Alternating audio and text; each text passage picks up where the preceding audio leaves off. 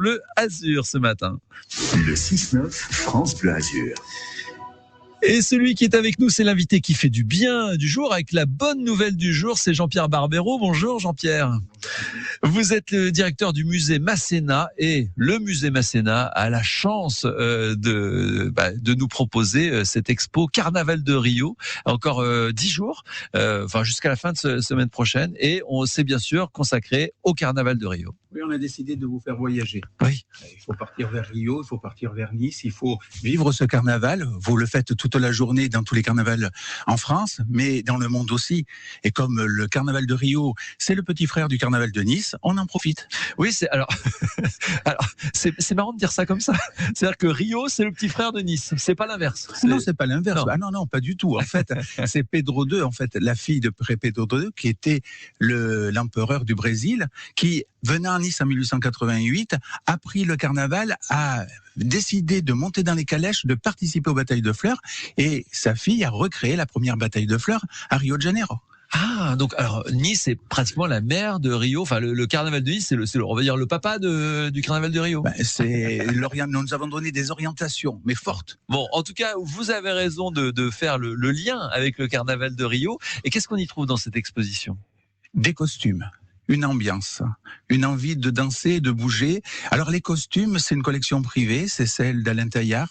C'est un Belge, amateur de carnaval, qui a décidé tout petit, dès l'âge de 5 ans, de vouloir faire le carnaval.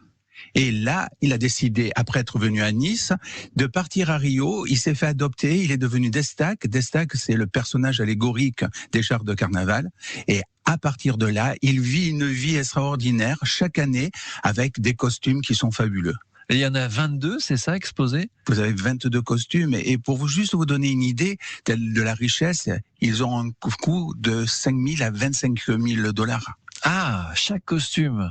Et c'est une chance de les présenter comme ça ensemble, c'est assez unique. C'est unique parce que les costumes, habituellement, dans les favelas, à la fin du carnaval, ils sont démontés. On réutilise les plumes, on réutilise les éléments. Parce que vous verrez, c'est c'est très riche. Unique. Ça dure 72 minutes.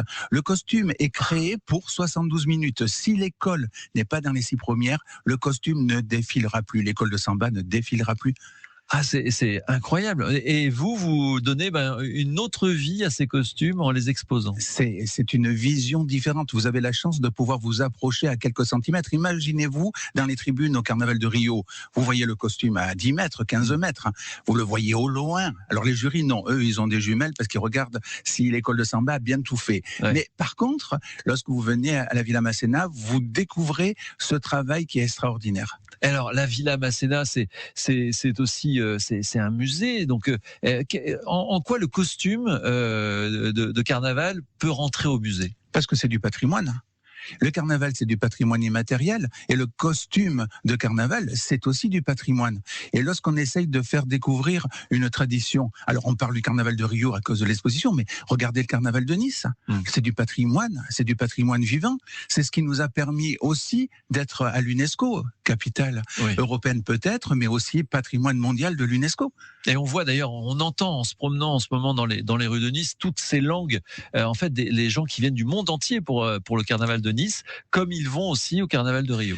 Même parce que le carnaval, c'est intergénérationnel. Donc, on va trouver à la fois des jeunes et des personnes plus âgées. On va avoir des gens qui viennent du monde entier. C'est ça l'importance, c'est de regrouper et de vivre ensemble quelque chose de fort. Alors, si vous êtes dans la région, justement, pour le carnaval, que vous écoutez France Bleu Azur, eh bien, vraiment, allez à la Villa Masséna. C'est au 65 rue de France. Et donc, jusqu'à la fin de la semaine prochaine, entre deux corsos, entre deux animations, eh bien, venez à la Villa Masséna donc pour ces 22 costumes portés par le Belge Alain Taillard. Alain Taillard qui, en fait, c'est lui qui a dessiné, c'est ça, chaque costume. Lui, il les porte, mais en fait, il fait partie des 7 Destac, et c'est le seul qui n'est pas membre d'une favela de Rio de Janeiro qui a le droit d'être sur un char pour représenter l'école.